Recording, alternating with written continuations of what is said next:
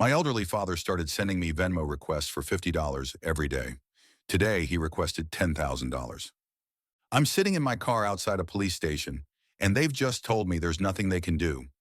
My 73-year-old father has sent $47,000 to strangers over the past 6 months. His retirement savings? Gone. The money he was supposed to use for medical care? Gone. And the worst part? He thinks he's helping me.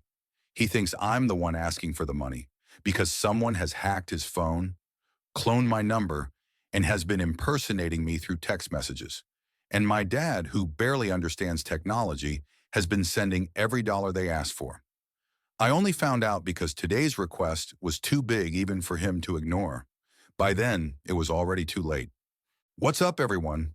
Welcome back to the channel where we expose the darkest scams and schemes targeting real people. If you're new here, hit subscribe and that notification bell because today's story is about something happening to thousands of families right now. Elder financial exploitation through technology. This is a story everyone needs to hear. Let's get into it. The original poster, let's call him Tyler, is 35 years old, working as a high school teacher in Austin, Texas. He describes himself as busy but caring, the kind of son who calls his dad every Sunday, without fail, and visits at least once a month. He has this habit of grading papers while on the phone, keeps a photo of his late mother on his desk, and sends his dad links to articles he thinks he'd enjoy, even though his dad rarely clicks them. Tyler's father, Robert, is 73, retired postal worker, widowed for 5 years, lives alone in the same house where he raised Tyler and his sister. Robert is from a generation that still writes checks, still reads the newspaper in print, still calls customer service instead of using apps. He got his first smartphone 2 years ago, an iPhone that Tyler set up for him, and mostly uses it for calls and texts. Tyler writes, "Dad is sharp for his age, does crossword puzzles, follows politics, watches Jeopardy every night, but technology confuses him.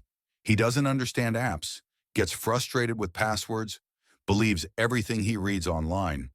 I've had to explain to him multiple times that no, the IRS will not call you and demand iTunes gift cards.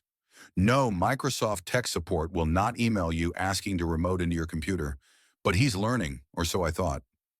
6 months ago, Tyler noticed something slightly odd. His dad mentioned sending him money via Venmo. "I didn't send you money on Venmo, Dad," Tyler had said on their Sunday call. "Yes, you did. You texted me asking for $50, said you were short on rent. Dad, I own my house. I don't pay rent. And I didn't text you." "Well, I have the text right here, from your number. Says, 'Hey, Dad, can you Venmo me $50? A little short this month. Thanks.' So I sent it." Tyler felt a warning bell but dismissed it. Maybe his dad was confused. Maybe he'd sent money to someone else and misremembered. "Dad, if anyone texts you asking for money, even if it looks like it's from me, call me first to verify, okay?" Okay, I must have misread the number or something." Tyler let it go. 2 weeks later, it happened again. Robert mentioned sending another $50 to Tyler via Venmo. This time, Tyler checked his own Venmo account. No money received. He asked his dad to show him the text. Robert pulled up his messages. There it was, a conversation that appeared to be with Tyler. Same name, same profile picture, an old photo of Tyler from Facebook. Messages saying, "Hey, Dad, need another $50 for car repairs? Can you Venmo me?" And Robert's response, "Of course, son, sending now." But Tyler hadn't sent those messages. When he checked his own phone, that conversation didn't exist. "Dad, this isn't me. Someone is spoofing my number. They're pretending to be me. But it has your name, your picture. It's a scam, Dad. Someone is tricking you. You need to stop sending money." Robert was embarrassed but agreed. Tyler walked him through how to identify scam messages, made him promise to call before sending any money to anyone. Problem solved. Or so Tyler thought. Over the next 5 months, Tyler didn't hear about any more Venmo requests. His Sunday calls with his dad were normal. Robert talked about his garden, his card game with friends, a new restaurant he'd tried. Everything seemed fine. Until yesterday. Tyler's phone rang at 7 p.m., his dad, voice shaky. Tyler, I need to talk to you about something. I got a Venmo request from you today for $10,000. Tyler's blood ran cold. Dad, that's not me. Do not send that money. I didn't. But son, I need to tell you something. I've been sending you money for months now. The requests kept coming and I thought you were in trouble, that you couldn't tell me directly for some reason, so I just kept sending it. How much, Dad? Silence then. I'm not sure. A lot. I need to check my bank statements. Check now, I'm coming over. Tyler drove to his father's house 40 minutes away, breaking every speed limit. When he arrived, Robert had printed out 6 months of bank statements. His hands were shaking as he handed them over. The Venmo transactions were highlighted in yellow. $50 twice a week for the first 2 months. $100 3 times a week for months 3 and 4. $200 to $500 daily for months 5 and 6. Total sent $47,250. Tyler felt like he'd been punched in the stomach. Dad, why didn't you tell me? I thought I was helping you. The messages said you were in trouble. Medical bills, car problems, rent issues. You said not to tell anyone, that you were embarrassed. I'm your father. Of course I'm going to help. Those messages weren't from me, but they came from your number, with your name. Tyler pulled out his phone, showed his dad his actual message thread with him. No request for money, no mentions of financial trouble. This is a scam, a very sophisticated scam. Someone has cloned my number, is impersonating me, and has been stealing from you for 6 months. Robert started crying. That was my retirement money, my savings, everything your mother and I put away. It's gone? Tyler felt rage and heartbreak in equal measure. We're going to get it back. We're reporting this to the police, to Venmo, to everyone. We'll fix this. But as he said it, he had a sinking feeling it wouldn't be that easy. Let me ask you something. How many of you have elderly parents or grandparents who use smartphones, who have Venmo or Cash App or Zelle? And how confident are you that they could spot a sophisticated scam? Because this is happening everywhere right now. Elder financial exploitation is a multi-billion-dollar problem, and it's getting worse as scammers get smarter. Tyler thought he'd warned his dad, thought he'd protected him. He had no idea how deep this went, and when he started investigating, when he tried to track down who was scamming his father, he discovered something that made this so much worse than simple financial fraud. Tyler went to the police the next morning with his father, filed a report, showed them the fake messages, the Venmo transactions, everything. The officer was sympathetic but not optimistic. These scams are hard to track. The money usually goes to accounts that get emptied immediately, sent overseas, converted to cryptocurrency. We'll investigate, but recovery is unlikely. Unlikely? That's my dad's retirement. I understand, sir. We'll do everything we can, but I want to set realistic expectations. Tyler called Venmo next, spent 2 hours on hold, then talking to representatives who kept transferring him. Finally got someone who explained that unauthorized transactions can be disputed, but there's a time limit. Most of Robert's transactions were over 60 days old, outside the dispute window. So the money is just gone, Tyler asked. We can flag the receiving accounts, try to freeze them, but if the funds have already been transferred out. Tyler hung up, defeated. He spent the afternoon at his dad's house going through his phone, looking at the fake message thread that appeared to be from Tyler. The messages were sophisticated. They referenced real events, Tyler's actual life, a recent surgery Tyler had mentioned, twisted knee, minor, his car that had been making noise, his house that needed a new roof. How did the scammer know these details? Tyler thought back to his social media. He'd posted about the knee surgery on Facebook, mentioned the car noise on Twitter, complained about the roof in a neighborhood Facebook group. They're collecting information about me online, Tyler realized, building a profile so they can impersonate me convincingly. But that didn't explain how they'd cloned his number, how they'd made the messages appear to come from Tyler's actual contact in his dad's phone. Tyler called his cell phone provider, explained the situation. They confirmed that no, his number hadn't been ported to another device. The scammer wasn't using his actual number. They were spoofing it somehow, making it appear to be his number on the receiving end. Can you block them? We can try, but spoofing is hard to stop. They're not using your number. They're just making it look like they are. Tyler hung up and kept digging. He looked at the Venmo transactions, all sent to the same account. At Helping Hand 2024, he searched that username. No other information available. Profile picture was generic. No transaction history visible.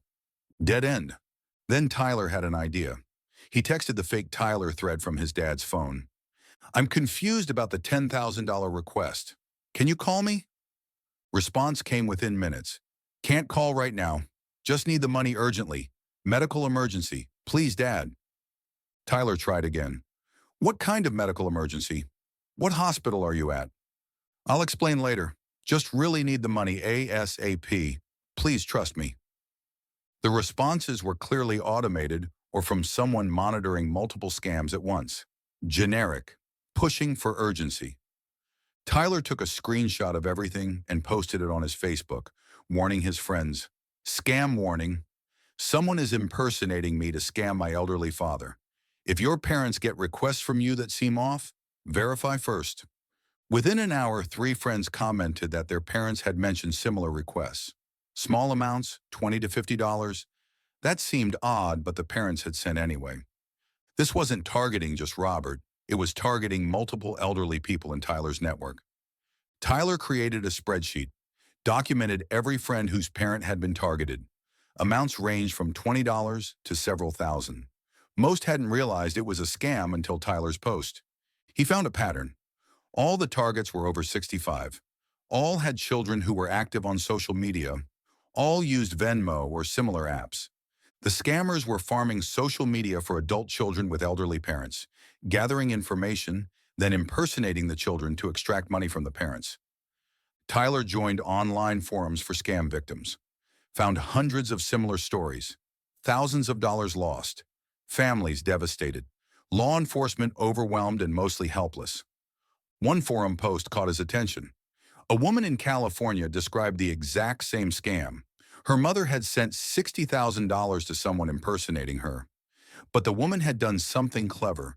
She'd hired a private investigator who specialized in cyber fraud. The PI had tracked the Venmo account to a money mule, usually an unwitting accomplice whose bank account is used to transfer stolen funds. From there, the trail went to a scam call center in India. Tyler felt his hope deflate. If the scammers were overseas, recovery was nearly impossible. But he kept reading. The PI had worked with international law enforcement and actually recovered some of the money. Not all, but some. Tyler immediately hired the same PI. Cost $3,000 up front. Money Tyler didn't really have, but he was desperate. The PI, a woman named Sarah Chen, started working immediately. Within a week, she had results. The Venmo account your dad sent money to has been used in multiple scams, she explained on a video call. It's linked to 17 different fraud cases I've found so far. The account belongs to a 22-year-old college student in Florida who had no idea his identity was being used. Someone opened the Venmo account with his stolen information. So another victim. Exactly, but I traced where the money went after leaving that account. Most of it was transferred to cryptocurrency exchanges, then moved overseas. That money's gone. But, she paused. There's about $8,000 still sitting in a frozen account that Venmo locked when I filed the reports. You might be able to recover that. $8,000 out of $47,000. Better than nothing, but devastating. What about the people running the scam? Tyler asked. That's where it gets complicated. The operation appears to be run from a call center in Kolkata, India. They're running hundreds of these scams simultaneously, targeting elderly people across the U.S. They buy personal information from data breaches, scrape social media, use AI to generate convincing messages. Can they be stopped? International law enforcement is working on it, but these operations shut down and reopen constantly. It's whack-a-mole. Tyler felt hopeless. His dad's money was gone. The scammers would face no consequences. The system had failed. Then Sarah said something that changed everything. But there's something odd about your case specifically. Most of these scams are random. They cast a wide net, see who bites. But the information they had about you was very specific, detailed, things that weren't on your public social media. Like what? They mentioned your dad's medical condition, his specific medications, the name of his cardiologist. Those aren't things you've posted publicly. Tyler felt cold. How would they know that? That's what I'm trying to figure out. Either they've hacked your father's medical records, which is possible but complicated, or what? Or someone close to your family is providing information. Would you have considered that possibility? That someone you know, someone your dad trusts, might be feeding information to scammers? Because Tyler didn't want to believe it, couldn't believe it.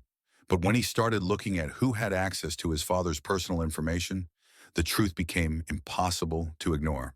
Tyler made a list of everyone who knew details about his father's medical situation. Tyler himself, his sister Amanda, his father's doctor, the home health aide who came twice a week, his father's neighbor Mrs. Patterson, who checked on him regularly, a few close friends from his card game. Tyler started with the home health aide, a woman named Gloria who'd been helping Robert for about 8 months. Right around when the scam started, Tyler did a background check. Gloria was clean, no criminal record, good references, had been working as a home health aide for 15 years. But Tyler scheduled a time to be at his father's house when Gloria came for her shift, watched her work, asked questions. Gloria, has anyone contacted you asking about my dad? Anyone claiming to be from insurance or family or anything like that? Gloria looked confused. No, why? My dad's been targeted by scammers. I'm trying to figure out how they got his information. Oh no, that's terrible. No, nobody's contacted me. I'm very careful with patient information. She seemed genuine, but Tyler couldn't be sure. Next, he talked to Mrs. Patterson, the neighbor. She was 78, had known Robert for 30 years. She'd bring him soup when he was sick, water his plants when he traveled, had a key to his house for emergencies. Mrs. Patterson, has anyone asked you about my dad recently? Anyone you don't know? She thought about it. Well, there was a young man who came by a few months ago, said he was from the phone company, doing a survey about service in the area. Asked if I knew the neighbors, how long they'd lived here, if they had any issues with their phone or internet. I mentioned Robert had trouble with his internet sometimes. Was that wrong? Tyler's pulse quickened. What did this man look like? Young, maybe late 20s, very polite, had a clipboard. Did he ask anything specific about my dad? He asked if Robert lived alone, if he had family nearby. I said yes, he's widowed, has 2 kids who visit regularly. I thought I was being helpful. Tyler didn't blame her. Social engineering, getting information through seemingly innocent conversation, was a classic scam technique. But that still didn't explain the medical details, the medications, the cardiologist's name.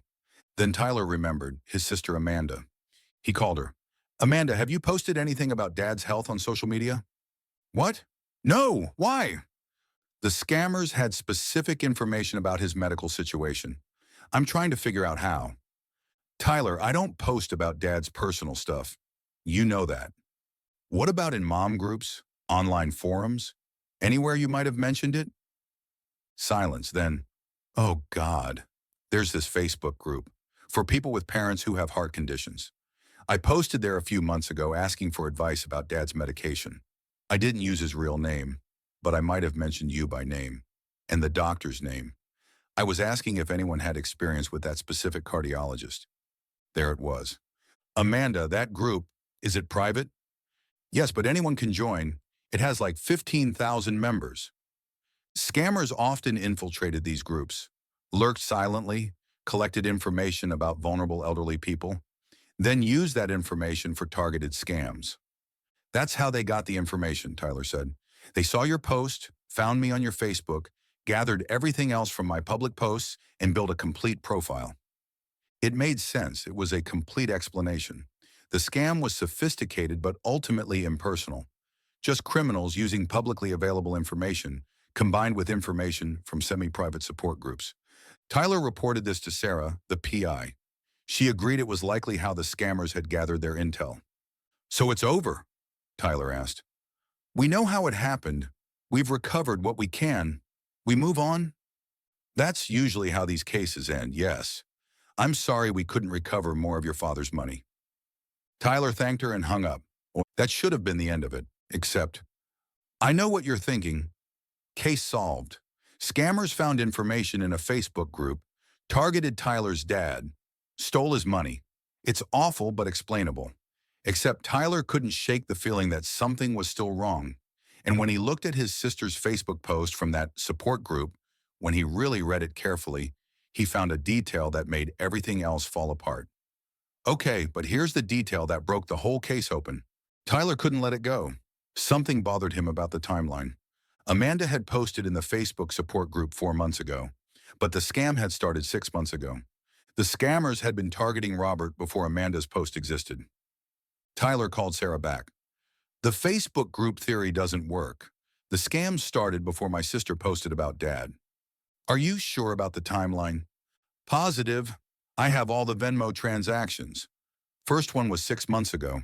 Her post was 4 months ago. Then there's another source, something earlier. Tyler went back to his lists, his research, his paranoia, looked at everything again. Then he remembered something. 6 months ago, right when the scam started, Robert had mentioned he'd signed up for a new service. What service? Tyler had asked at the time. Some Medicare thing, a company that helps seniors understand their benefits, file claims, all that. Very helpful. Tyler had thought nothing of it at the time. But now, he asked his dad about it. Dad, that Medicare service you signed up for, what was it called? Robert thought about it. Senior something. Senior Health Advocates? They called me, said I qualified for extra benefits I wasn't using. Helped me set everything up. They called you? You didn't contact them? No, they called. How did they get my number? I assumed Medicare gave it to them. Tyler searched Senior Health Advocates scam, found dozens of results. It was a known scam operation. They'd call seniors, claim to be affiliated with Medicare, collect personal information under the guise of helping with benefits, then use that information for fraud. Dad, what information did you give them? Everything they asked for: social security number, date of birth, address, medical history. They said they needed it to process my benefits. Tyler felt sick. The Medicare scammers had collected all of Robert's personal information 6 months ago, then used it to set up the Venmo scam. But that still didn't explain one thing. How did they know to impersonate Tyler specifically? How did they know Robert's children, their names, their details?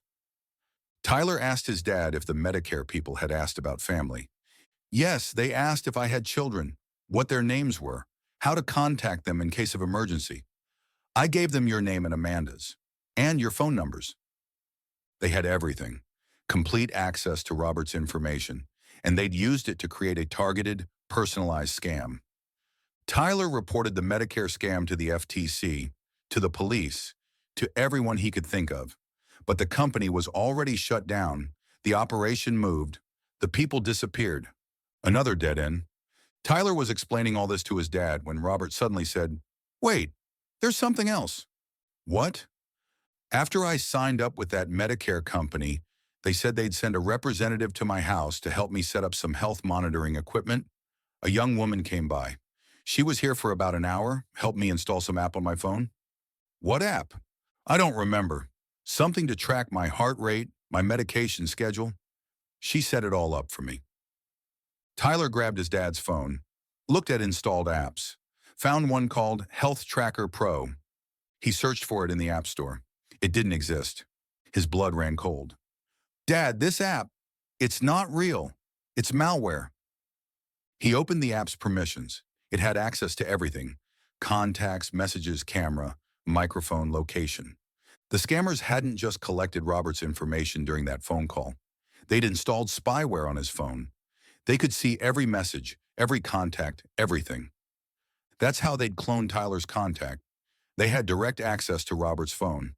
Tyler immediately deleted the app, but the damage was done. 6 months of complete access. Dad, did this woman, the one who came to your house, did she seem professional? Official? Very professional. She had a badge, a uniform, knew all the medical terminology. What did she look like? Robert described her. Late 20s, professional demeanor, friendly. Something about the description nagged at Tyler. He asked his dad to describe her again, more specifically. As Robert talked, Tyler felt a terrible suspicion forming. He pulled up a photo on his phone. "Dad, is this her?" Robert looked at the photo. "Yes, that's her. How did you know?" The photo was of Gloria, the home health aide. Tyler felt like he'd been punched. Gloria, the woman who came to his father's house twice a week, who had access to everything, who'd started working for Robert 8 months ago, before the scam started. She hadn't been hired as a home health aide. She'd engineered the whole thing, called Robert posing as Medicare, collected information, installed spyware, then applied to be his home health aide to maintain access and continue monitoring. It wasn't a random scam from overseas call centers. It was personal, targeted, a long con. Tyler called the police immediately. They went to Gloria's listed address. She was gone. The apartment was empty, cleared out. The background check Tyler had run, the clean record, the good references, it had all been fake. Gloria wasn't even her real name. Further investigation revealed Gloria had targeted at least 6 other elderly people in the area using the same method. Pose as Medicare, collect info, install spyware, get hired as a caregiver, drain their accounts slowly. Total stolen from all victims, over $300,000. The police found evidence she was working with a larger operation, but she'd vanished, probably moved to another city to run the same scam. Robert was devastated. She seemed so kind. She took care of me. I trusted her. "I know, Dad. That's what she counted on." Tyler writes in his update 3 months later, "Dad moved in with me. He was too shaken to stay in his house alone. Sold it to help recover some of the lost money. He's doing okay physically but emotionally.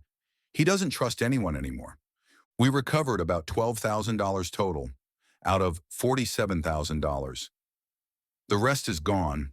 Dad's retirement dreams of traveling, of seeing his grandkids graduate, of living comfortably, all gone because of one phone call he thought was legitimate.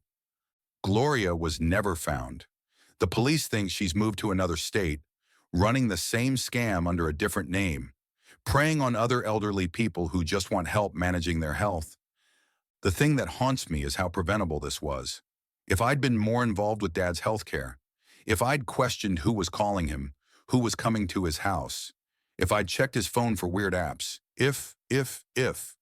But mostly I'm angry at a system that allows this to happen. That makes it so easy for scammers to target vulnerable people. That puts the burden of vigilance on families already stretched thin. Dad isn't alone. Elder financial exploitation costs Americans $3 billion annually. Most cases are never reported. Most money is never recovered. Most scammers are never caught. I've become obsessed with warning people. I give talks at senior centers. I've created a guide for checking elderly relatives' phones for scam apps. I've joined advocacy groups pushing for better protections. But I know it's not enough. Because right now, somewhere, another Gloria is calling another elderly person, claiming to be from Medicare, starting the same cycle. And most families won't realize until it's too late, just like we did. This story hits different because it's happening right now, to someone's parent, someone's grandparent, maybe to your family. The FBI estimates that elder fraud steals over $3 billion from seniors every year, and that's just what gets reported. Most victims are too embarrassed to come forward. The scams are getting more sophisticated: AI-generated voice clones, deep fake videos, apps that look legitimate but steal everything, and the victims are getting more vulnerable. As more seniors adopt technology they don't fully understand, the opportunities for exploitation multiply. Robert thought he was being helped. He thought Gloria cared about him. He thought the Medicare company was legitimate. He had no reason to suspect otherwise. This story makes me wonder, how well do we really know what's happening in our elderly relatives' lives? Have you checked your parents' phones lately? Do you know what apps they've installed? Who's been contacting them? Tyler thought he was being a good son. Weekly calls, monthly visits. But he missed the warning signs until $47,000 was gone. Here's what you can do right now. Check your elderly relatives' phones for unfamiliar apps. Add yourself as a trusted contact on their financial accounts for alerts. Set up two-factor authentication on everything. Have regular conversations about scams. Keep them informed. Consider financial monitoring services for vulnerable relatives. Report suspected elder abuse to authorities immediately. And most importantly, slow down. Scammers rely on urgency. Send money now. This is an emergency. Don't tell anyone. Any legitimate request can wait for verification. Let me know in the comments. Has your family been targeted by scams? How did you protect your elderly relatives? Share your strategies below so we can help each other. If this story resonated with you, hit that like button and subscribe. Share this with everyone you know who has elderly parents. This information could save someone's life savings. Call your parents. Check their phones. Ask questions. Because the scammers are already targeting them. Don't wait until it's too late like Tyler did.